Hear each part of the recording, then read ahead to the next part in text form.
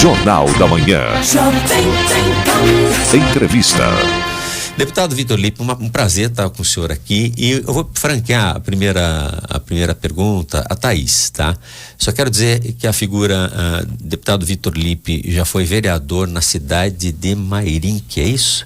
Foi vereador, começou a sua carreira, né, como médico em Mairinque. Seu pai foi realmente médico também na cidade, depois acabaram vindo para Sorocaba. Ele foi convidado a ser secretário de saúde mais longevo da cidade aqui do ex-prefeito Renato Amari. Ele foi uma figura que criou a policlínica, trouxe conceitos de medicina realmente muito profundos, foi aquele que articulou a reeleição do próprio Renato Amari como médico da família. Ele foi muito cobrado. Eu lembro que eu era colega na Secretaria de Esportes, e o Vitor Lippe realmente era extremamente cobrado, sentava na ponta oposta do prefeito, mas o prefeito cobrava o Vitor Lippe. E depois tornou-se uma figura importante na política, 2 vezes prefeito, fechou aí o anel Mário Covas, criou avenidas importantes que levaram muito crescimento da cidade de Sorocaba. Portanto, registre-se, e também o seu processo de reeleição como prefeito superou 80%. Ele foi, acho que, o segundo no Brasil que foi reeleito com mais de 88% de votos. Depois ele confirma essa situação. E eleito já pela 3ª vez, né? Deputado federal, sempre voltado para a área de tecnologia e também os benefícios aqui para a região. Portanto, tá a bola com você, Thaís. Vamos lá. Vamos lá, primeira pergunta. Bom dia mais uma vez, deputado. O senhor é presidente municipal do PSDB, né? Retomou essa presidência agora há pouco tempo. Eu percebo que, pela posição do PSDB, principalmente na capital, em São Paulo, né, o PSDB não vai apoiar o atual prefeito, que vai à reeleição, que é o Ricardo Nunes, e já deixou isso bem claro. E ele caminha junto com o PSB, que é o partido do vice-presidente Geraldo Alckmin. A minha pergunta é no seguinte sentido: o Geraldo Alckmin, ele retomou a influência dele dentro do PSDB, porque parece que o PSB e o PSDB estão juntos, estão caminhando juntos, né? Thaís, o Zé Aníbal é uma figura do PSDB histórica, foi um dos fundadores do PSDB, mas ele também tem um lado bastante polêmico. Você viu que algumas medidas que ele tomou, nós perdemos vários vereadores em São Paulo, não houve uma concordância da maioria, mas como ele foi indicado presidente, ele acabou tomando essa decisão. Uma parte do PSDB queria apoiar o atual prefeito Ricardo Nunes. Isso criou um racha no partido. Nós tínhamos 8 vereadores lá em São Paulo, os 8 saíram do PSDB, então isso foi muito difícil para nós. E a decisão do presidente Zé Aníbal foi apoiar a Tabata Amaral. Então, nós estamos aí nesse momento, né, que o partido está realmente um pouco dividido, como vocês têm visto. É um partido que tem uma história muito bacana, tem desde Fernando Henrique, o partido que me inspirou. Nossa, sem dúvida, nós tivemos, acho que, os grandes nomes da política, entre os 10 maiores, pelo menos 6 são do PSDB. Então, é um partido muito forte aqui e deu grandes contribuições para Sorocaba, para o estado de São Paulo, para o Brasil. Um partido bem estruturado, que é conhecido, inclusive, pela boa gestão. Não é conhecido pelo populismo, nem por irresponsabilidade, nem por escândalos. Ao contrário, é sempre o PSDB é o partido da responsabilidade, da boa gestão. Estamos falando aí desde a época do Mário Covas. Aí eu vou lhe perguntar, com toda essa situação que o senhor coloca, nós temos uma pré-candidatura do prefeito Rodrigo Manga e também do Danilo Balas, do Danilo Balas do PL, né? Que é uma candidatura que surgiu nesse momento porque o Manga e o PL não se acertaram no vice, e aí o PL decidiu fazer um caminho solo. Nós acompanhamos durante todo o mandato do prefeito Rodrigo Manga. O senhor mesmo mandou para a Policlínica 7 ou 8 milhões.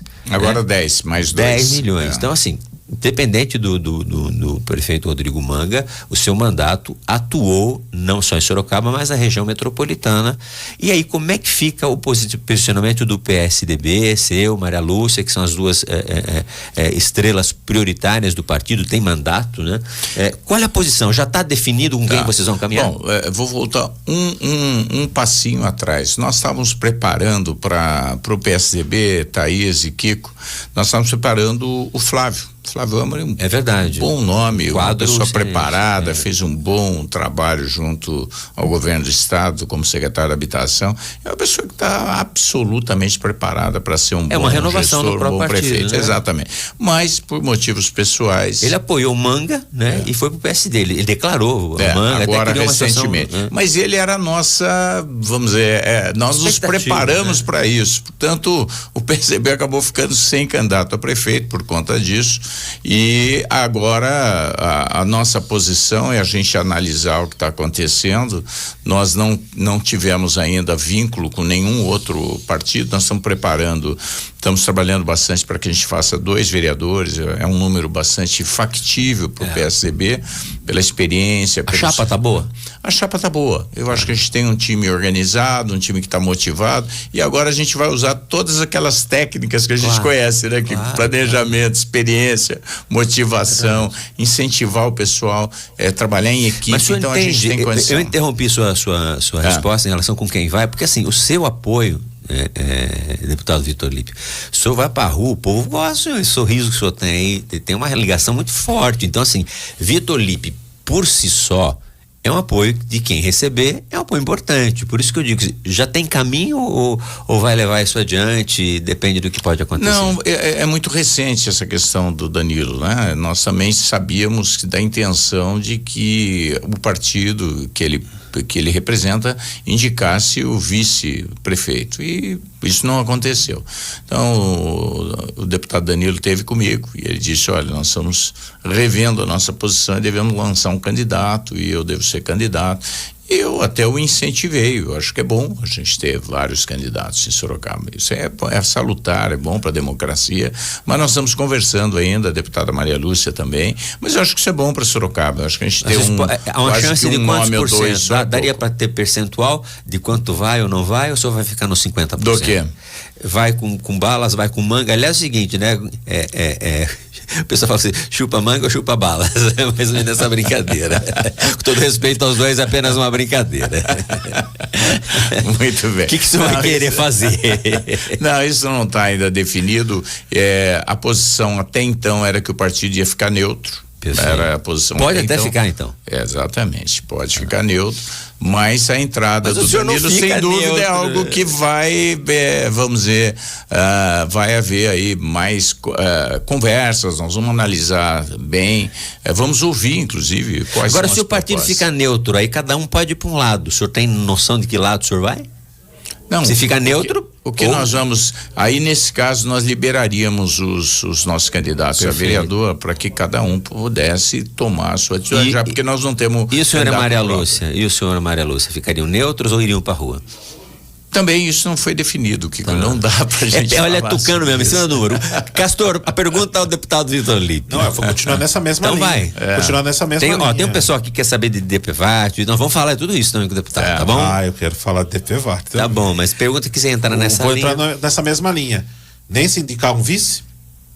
Se o PSDB indicar um vice? Não temos esse diálogo em relação a isso, não temos essa expectativa, não. O que nós queríamos era realmente lançar um candidato a prefeito, essa era a nossa proposta inicial.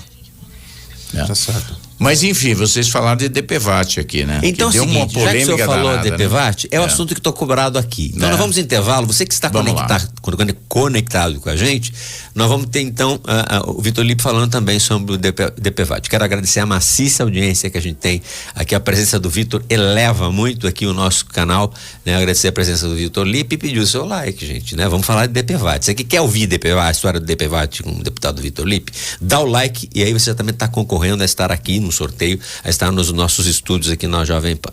Então nós vamos rapidamente ao intervalo. O deputado já sugeriu o DPVAT, então nós vamos entrar nesse tema polêmico daqui a alguns instantes. Não desligue.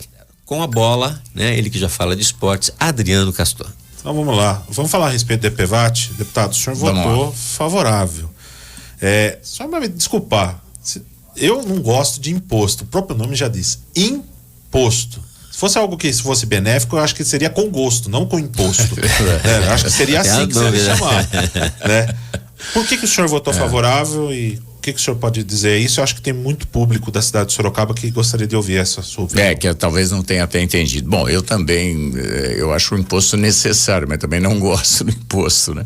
Mas o DPVAT é uma taxa, na verdade, que sempre existiu e há 3 anos atrás ela acabou sendo extinta. E vamos lembrar para que serve essa taxa. Esse DPVAT serve para você ter um fundo, na verdade é uma taxa que traz um recurso para ajudar aquelas pessoas que se acidentam, que morrem ou que ficam sequelados no trânsito. E eu, como médico, não poderia votar diferente. Eu quero a continuidade do DPVAT. Por que eu sou a favor do DPVAT no Brasil? É fácil, Kiko, entender isso. No Brasil é um dos lugares que mais tem acidentes no mundo, é o 2º país com mais acidentes no mundo. Nós temos aqui 40 mil mortos. 40 mil mortos. A grande maioria das pessoas não tem dinheiro para pagar o velório, para comprar o caixão de defunto para aquele que faleceu. Às vezes um jovem, uma pessoa que estava trabalhando, morreu de acidente, morreu atropelado, morreu de moto, morreu de bicicleta, enfim. Então, isso é uma ajuda para as pessoas de até 12 ou 13 mil reais que essas pessoas recebem para poder, sabe, da dignidade da morte, do velório. Mas pior do que isso, não sei se tem coisa pior, mas enfim, em número, né? Nós temos 100 mil sequelados por ano, Kiko, 100 mil sequelados, pessoas que ficam com sequelas que podem ficar permanentes se não forem tratadas. E essas pessoas não têm plano de saúde. Até acamadas definitivamente. Elas não têm plano de saúde, você sabe, só 30% dos brasileiros têm plano de saúde, 70% não têm. E essas pessoas que se acidentam ficam com sequelas, que a chance que elas têm é fazer a fisioterapia, fazer o tratamento, que esse recurso é para isso. Então isso é para recuperar os sequelados e para poder pagar o velório de quem morre. Olha, nós estamos falando aqui de 40 mil mortes e 100 mil sequelados por ano. É para os humildes, é para as pessoas que não têm convênio, é para as pessoas terem uma possibilidade de voltarem a trabalhar. É por isso, é por uma questão humanitária, é por uma questão de uma visão social que todos nós às vezes temos que ajudar para dar o apoio para aqueles que passam por esse drama, né? Passam por essa fatalidade terrível, até porque a gente não sabe quando vai se acidentar. Muita gente fala, eu sou contra o DPVAT, mas às vezes quando o irmão se acidenta, ou ele se acidenta, ou alguém que ele conhece, vai ficar sem nenhuma assistência. Então, eu acho que isso se as pessoas pensarem nessas vítimas, elas vão rever a sua posição. Lógico que eu também não gosto de taxa, mas resgatar aquilo que já existiu para que a gente possa dar. Eu votei a favor, lógico, tá, perfeito. Acho que é para essas pessoas que precisam, que realmente passam por essa tragédia aí, que possam ter um mínimo, né, de oportunidade de serem, nós vamos falar, receberem um recurso. Tá aí, quem gosta ou não, essa colocação do deputado Vitor Lippe, fizemos o papel de colocar e vamos colocar clareza. Aqui. Eu não vou usar o DPVAT, mas eu acho que é para as pessoas que usam esses 140 mil brasileiros e famílias brasileiras. Daqui a pouco você vai perguntar sobre aplicativos, mas eu vou passar agora a palavra para Thaís Romão, em relação aqui ao deputado Vitor Lippe que nos visita. Thaís, está com você.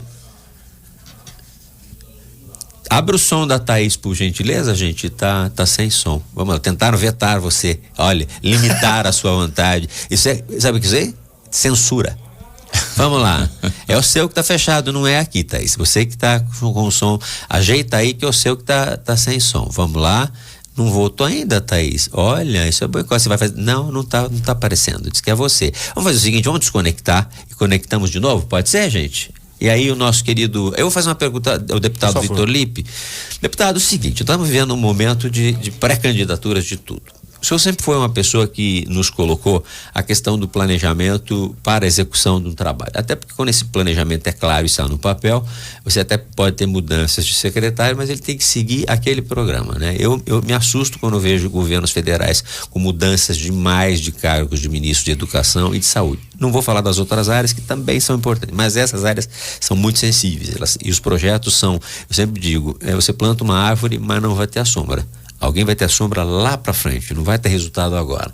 Aí eu pergunto, se o senhor fosse candidato hoje ao cargo que o senhor teve durante 8 anos, quais seriam as 2 ou 3 propostas que o senhor daria conselho, talvez então, a qualquer candidato?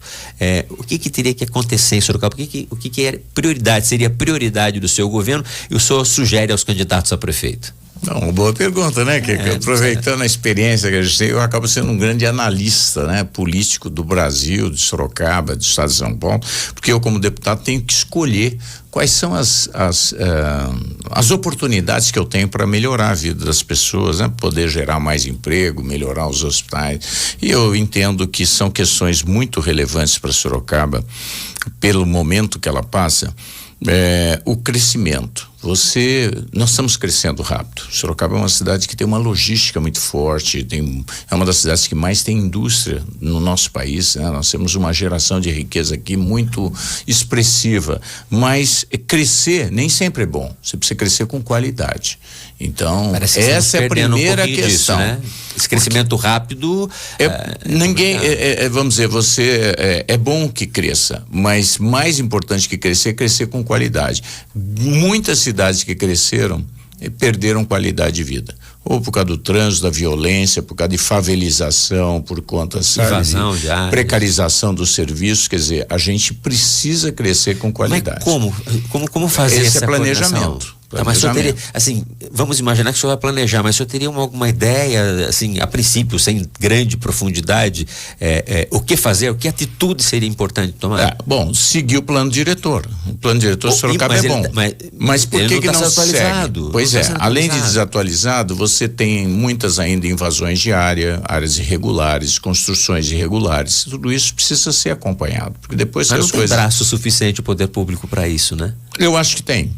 Quer dizer, nós tínhamos controle, vamos dizer, de invasão de áreas, de ocupação irregulares de áreas muito grande. A gente Sinais de trânsito, trabalho com a Mazé fazia. Vou dar um exemplo para você, o que a gente fez na época. Eu herdei isso do Renato, foi um bom gestor, você se lembra, o Renato fez um bom trabalho. Eu procurei vir na sequência com uma continuidade administrativa e a minha obrigação é tentar melhorar mais ainda. E nesse sentido, o que a gente fez na época para evitar a invasão de área? Nós temos um mapeamento, Kiko, nós tínhamos 200 áreas públicas com risco de invasão e 200 áreas privadas com risco de invasão, 400 áreas. Então nós montamos equipes para que todas essas 400 áreas fossem visitadas todos os dias. Entendo. Hoje ainda você pode fazer vídeo monitoramento dessas áreas, drone, coisa que não tinha na época. Drone, nós não tínhamos nem drone. Mosquito com na drone, minha época não tinha drone. Mas o que a gente tinha? A gente tinha viatura e tinha planejamento e tinha organização. Todas as áreas. Sabe qual era o número de invasões em Sorocaba? Foi absolutamente 0. É verdade. Nós tínhamos 2 tentativas por semana e 0 de efetividade, de fato acontecer. Além disso, o que nós fizemos? Todas as áreas onde já existia uma favelização, ocupação de área, nós fomos melhorando essas áreas. A prioridade absoluta sempre são as pessoas humildes. Então você tem uma ocupação. O que o senhor faria com o trânsito? Está impossível. O que nós fizemos? Nós não tínhamos recursos. Na época, todos os recursos que nós queríamos, nós fomos buscar financiamento. A Caixa Econômica não tinha, só para saneamento, que nós já estávamos bem, nós tínhamos conseguido muito. O que nós fomos buscar? Financiamento internacional. Na época, por conta do nosso planejamento, Sorocaba foi a primeira cidade do interior do Brasil que conseguiu um financiamento internacional. Foi com a CAF. Via, logicamente, com o apoio do governo, teve que passar pelo Senado. Então José Serra, ele ajudou naquela época, né? Sim, mas quero dizer, foi uma iniciativa que partiu do nosso planejamento. O planejamento te permite analisar todas as questões que possam ser feitas. Vou interromper o senhor, porque eu não quero que o senhor fale mais de 10 horas, eu tenho que acabar. Então, assim, vou passar a bola para Thaís. Vamos lá, Thaís. Foi legal, essa questão do plano diretor importante aí para os candidatos. Essa é uma questão, e a outra saúde, sem dúvida, que a gente tem ouvido muitas reclamações. A gente vai vir mais vezes aqui, o senhor vai falar sobre saúde e aquilo que o senhor acredita que é. Se o senhor estiver neutro, então, nós vamos falar o tempo inteiro, o senhor vira nosso consultor aqui, nosso comentarista político. Está convidado já para participar com a gente, caso esteja completamente nessa neutralidade política, e a gente pode trazê-lo. Thaís, com você.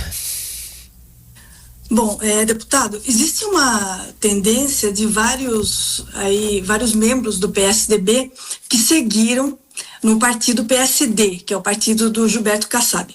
Inclusive, como o senhor mencionou agora, né, o Flávio Amari foi para lá e vários prefeitos, enfim, vereadores que migraram para esse partido. O senhor recebeu esse convite do Gilberto Kassab? Deputada Maria Lúcia, seria um caminho também o PSD?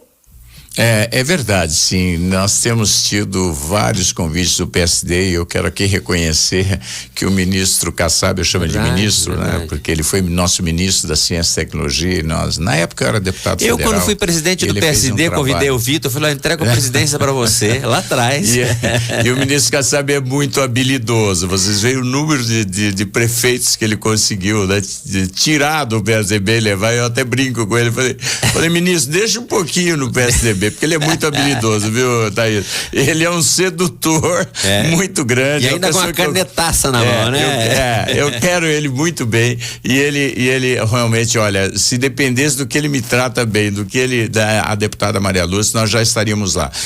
A gente tem um compromisso. Tem que ter janela, né? Não tá na janela mas agora. A gente tem um compromisso histórico, o PSDB, Kiko. Eu sei que o partido foi o partido que me inspirou, sabe, Thaís? A gente vive muito de inspiração, né? Então, quando eu pego a história do PSDB, aquilo que eu penso veio dessa formação social-democrata do PSDB, com responsabilidade fiscal, com boa gestão pública. Então não é fácil trocar de partido, às vezes por outras conveniências. Vou encerrar essa pergunta para outra. Thaís, você está satisfeito ou você acha que ele vai mesmo pro PSD? Eu acho que vai. Na janela vai. Ele é Maria Lúcia. Ele vai. Né? Mas eu gosto muito do Kassab, viu? Kassab, até quero deixar um abraço para ele aqui, viu? Ele é deputada Maria Lúcia, é o caminho dos dois. É isso aí. Agora, posso só sabe como é que chama? Sabe como é que chama? É Mavi. Você sabe o que é Mavi? Maria Lúcia e Vitor. É sempre a chapa Mavi, não é? E a Thaís sempre encontra com a deputada Maria Lúcia em loja de colchão. Sempre, então eu comprando travesseiro. Não, loja de colchão. Duas vezes. Não só. Aí, uma vez ela encontrou com a Thaís e falou assim pra Thaís, né? Porque a Thaís estava direcionando um grupo político e a Maria Lúcia também, né? Aí a Maria Lúcia falou pra Thaís, continue sonhando. Não foi, Thaís? Foi, mas a gente se dá bem. Eu sei, claro que sim. Há um mês atrás. Eu sei que sim, claro que sim. Só para encerrar, posso só fazer o último destaque? Porque daí eu sei que vai acabar logo o jornal. Vai lá. Bom, o que pegou fogo nos bastidores aqui da política sorocabana nesses últimos dias foi a nomeação do filho da ex-prefeita Jaqueline Coutinho no gabinete do deputado estadual Danilo Balas.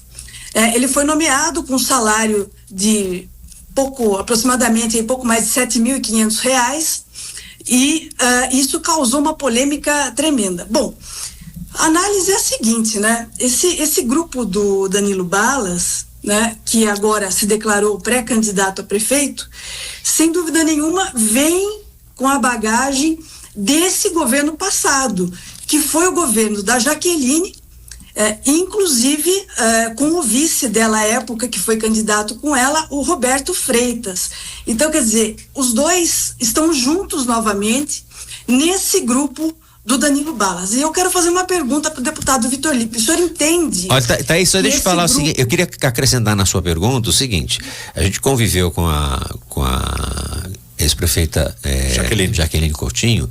Ela odiava o Bolsonaro, publicamente. Saiu do PTB, foi pro PDT, do PDT foi pro PP, pro PSL, teve uma campanha milionária, mais de 2,5 milhões repassados do fundo eleitoral, né?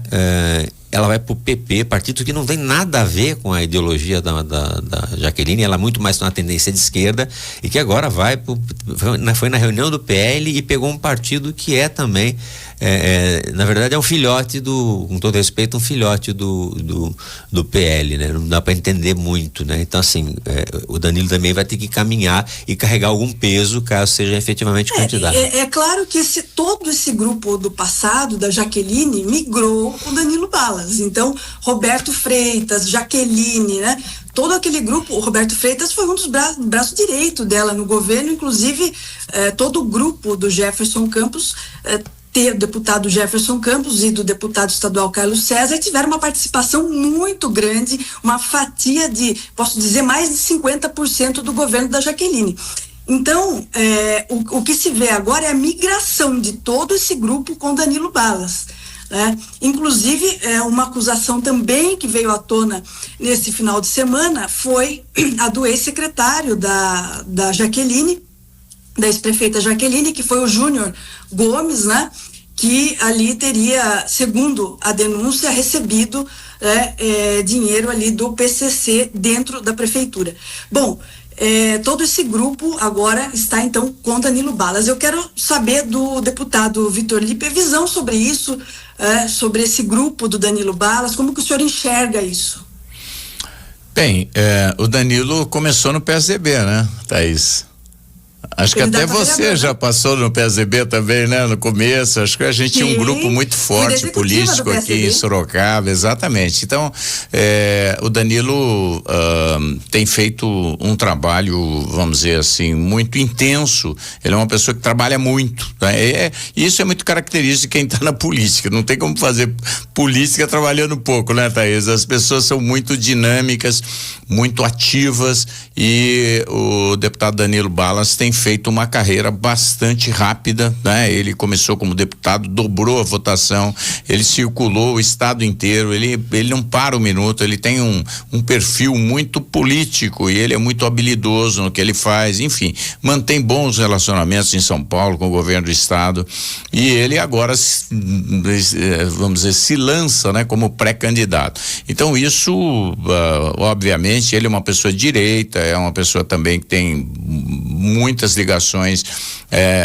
vamos dizer, através do PL, né, com grande parte aí do governo do estado, enfim, ele é uma pessoa muito bem articulada e, como você falou, tem também os relacionamentos aqui.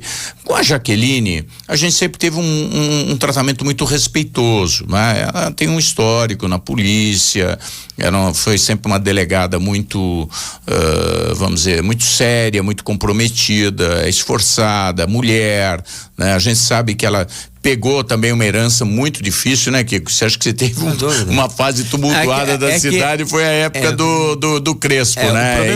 O problema da foi Jaqueline, tudo isso, é difícil avaliar a Jaqueline porque ela pegou um momento muito ela pegou um momento muito ruim, mas a Jaqueline foi muito desleal com quem trabalhou com ela no momento mais difícil. Eu digo isso com toda clareza, o tratamento que ela deu a Thaís não se dá a ninguém. Quando ela estava para ser cassada, a Thaís foi de gabinete em gabinete para que ela não fosse. A Thaís não estava esperando cargo, estava esperando no mínimo respeito. E a doutora Jaqueline naquele momento faltou com respeito, por isso fiquei secretário de governo um dia. Não fiquei mais, entreguei minha carta em função do desrespeito com a mim, nenhum problema. Mas a Thaís, que fez ela ter 31 mil votos como deputada, depois daqueles 43 dias, né, ela simplesmente foi utilizada para isso. Ela nunca mais teve mais votos como deputada e acho muito difícil a eleição quanto vereadora, porque assim, não tem uma base. Ela foi na carona do Crespo, o Crespo fez um monte de dificuldades e aí caiu por estratégia política. Então assim, eu tenho respeito, converso com a Jaqueline, mas ela foi muito desleal. Ela largou poucas pessoas que ela tinha que eram leais para entregar metade da prefeitura para o grupo do deputado Jefferson Campos. É isso que ela fez. E o tratamento que ela recebe hoje, colocaram ela num partido para não ser eleita. Tá aqui grave, né? Agora, tem respeito por ela? Tem respeito por ela, sim, mas assim, ela até me convidou para ser secretário no final do governo de educação. Eu ia estar frito, né? Quantidade de livro que comprar, 1 milhão de livros, eu ia ficar, não ia comprar. Enfim, então não posso dizer que isso não aconteceu, e estava num momento de saúde muito complicado e expliquei isso para ela. Mas ela, assim, com a Thaís, e a Thaís é uma amiga, uma irmã, e eu tenho muito lealdade com os meus funcionários, com os meus amigos, e assim, mexeu com um amigo meu que tratou sério, realmente avanço até o horário, tá? Para defender a Thaís e falar o que a Jaqueline, ela é desleal. Com alguns amigos ela foi desleal. E ela escolheu o caminho dela, encontrou o caminho dela, não foi reeleita, né? Mesmo com 2,5 milhões do partido, e agora ela vai, posta foto no cajueiro, posta com o cachorrinho, não é o que vai dar voto para Jaqueline. Se ela não sair para a rua e definir quem é que ela quer defender, um grupo básico de defesa, ela não vai se eleger nem vereadora. Aí encerra a carreira, né? Porque ex-prefeito da cidade, quase ganhou do Manga, 14 mil votos, 7 mil pessoas que votassem, ela estava reeleita, né? Mas assim, ela escolheu o grupo político que ela queria estar. E hoje está no grupo que ela criticou do Bolsonaro, sempre com esse posicionamento muito mais à esquerda do que hoje à direita. Então é um lance de oportunidade, e aí colocaram ela, os amigos dela colocaram ela no partido para não se eleger. Essa é a verdade. Mas aí teve a questão do filho dela que foi nomeado também. Tá bom, então, isso tudo bem. Um menino jovem de tudo, mas, né? Vamos lá. Mas eu gostaria de saber do deputado Vitor Lippe, esse grupo, né? O senhor acha que é esse passado que se juntou com Danilo Balas, e como que o senhor enxerga tudo isso? Olha, eu não conversei sobre isso porque isso é muito recente. Eu acho o seguinte, o Danilo vai procurar, e se ele se colocando como pré-candidato, Thaís, eu acredito que ele vai agora conversar com muita gente, certo? Porque isso é um fato muito novo, né? Que quando você está no começo, você Não, eu vou você vai ter que fazer, né? Um rol de alianças, de parcerias. Não, eu acho que o Danilo Balas, o Danilo vai fazer o que ele vai fazer a aliança dele. Eu acho que a resposta que ele vai ter é essa coisa de nomeação do filho da Jaqueline. Isso está na costa dele. Eu desconheci esse fato, viu, Thaís? Eu não tenho essa informação, e você sabe, eu tenho sempre procurado manter um bom relacionamento. Eu tenho tido aqui em Sorocaba um relacionamento institucional, respeitoso com todo mundo. O Kiko sabe, eu nunca vim aqui fazer grandes críticas a ninguém. A gente veio aqui sempre para construir, né? Sempre para trazer propostas, para ajudar, para trazer recursos para Sorocaba, para ajudar o Parque Tecnológico, para ajudar a Toyota, para ajudar o está convidado para falar de tecnologia. Agora, ele vai flanar essa história, não vai falar nada contra o Danilo Balas. Se o Danilo Balas já foi convidado como deputado, e a agenda dele da Jovem Pan, ele vem na quinta-feira que vem. Então tem toda e eu não posso assim, vem como deputado, e não dá pré-candidato se eu trazer todo mundo aqui. Ele vem porque tem mandato. Como prefeito vem até o limite da lei. Thaís, eu vou interromper a tua pergunta, tá? Deputado Vitor Lippe passou pano nessa história, é o que eu acho, deu uma flanada, sinto que ele está em cima do muro mesmo. Mas eu tenho respeito e um bom relacionamento com todos. Não, escapa, isso é um bagre sabado, querida. Não vai, é um quiabo, quiabo raro. Não, viu, que só para atualizar aí, quando você falou, na verdade eu não tive 88%, tive 80% dos votos, realmente foi a segunda maior votação do Brasil na época, nas cidades tem segundo turno, mas nós vamos estar observando essa análise. Eu acho que é importante a gente ter, você sabe que ninguém tem unanimidade, né, Kiko? Ninguém tem unanimidade, nem de um lado, nem do outro. É importante a gente ter mais opções. Partido procure o Vitor Lippe, ele quer conversa, tá? Então quem é esperto e quer o Vitor na campanha. Se ele não tiver com ninguém, ele tá com a gente aqui na rádio para ser comentarista, tá bom? É um cara que entende, vamos falar de política pública, né? A gente vai combinar aí, se ele não tiver, né, do lado de ninguém. Se tiver declarado, aí a gente não tem condições de estar fazendo esse trabalho. Eu vou a última pergunta. A última é rápida. Vamos lá. Nós estamos 10 horas, eu vou ter que sair pela rede, mas você vai falar provavelmente daquele assunto que faltou a gente falar dos aplicativos? Não, eu ia fazer uma outra pergunta. Então faz o que você quiser. Fazer uma outra pergunta. Eu ia fazer dos aplicativos, mas não vai dar tempo. Então faz isso. Então, resposta rápida. Vamos lá. Deputado, sua nota para o governo Lula de 0 a 10.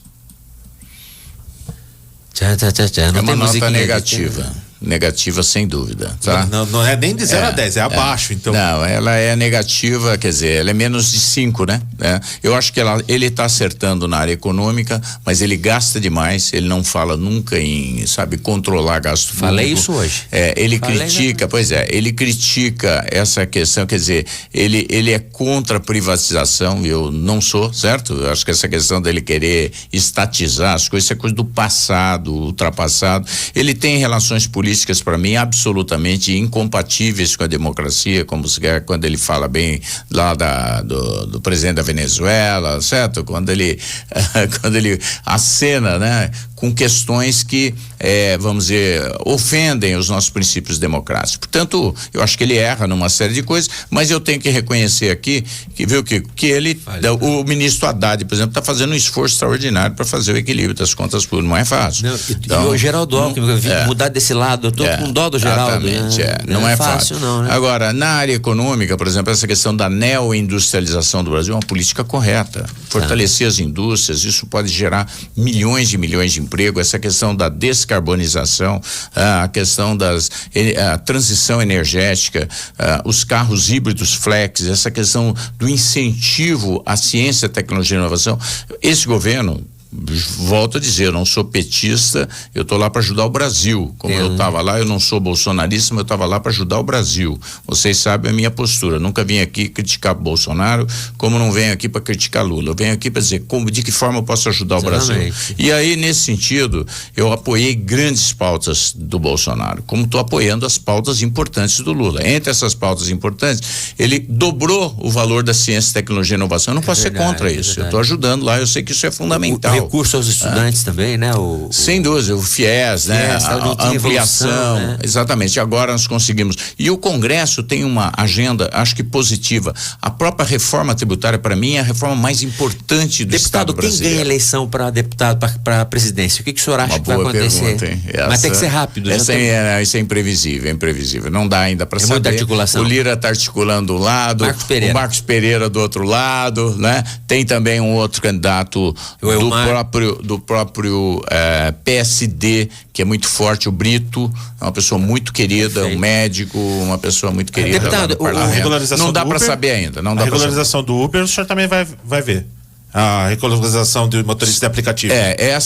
O nosso apoio aqui é para os motoristas. Eu não gosto do projeto do governo. O projeto do governo, para mim, é para arrecadar mais de recursos para a Previdência e não para ajudar os motoristas de aplicativo. E nós apoiamos um outro projeto de lei do deputado Daniel Agrobon. Esse sim é o que os motoristas de aplicativo querem. Por quê? Porque ele mantém, além da liberdade deles poderem escolher trabalhar com 1, 2, 3 plataformas, o horário que eles quiserem. Por que tem que limitar o horário de trabalho? Se ele é autônomo, ele trabalha o horário que ele quer. Se um dia ele não quiser trabalhar, outro dia ele quiser trabalhar 14 horas, eu entendo que isso deve acontecer. E portanto, eu não vejo vantagens nesse projeto do governo para os motoristas de aplicativo. Então, motoristas de aplicativo estão me ouvindo aqui, nós vamos estar com vocês. Se for bom para vocês, porque, Kiko, hoje, no Brasil, mais de 1 milhão de famílias hoje ou vivem totalmente disso ou precisam desse recurso para melhorar suas vidas. Aqui em Sorocaba, mais de 20 mil. É incrível.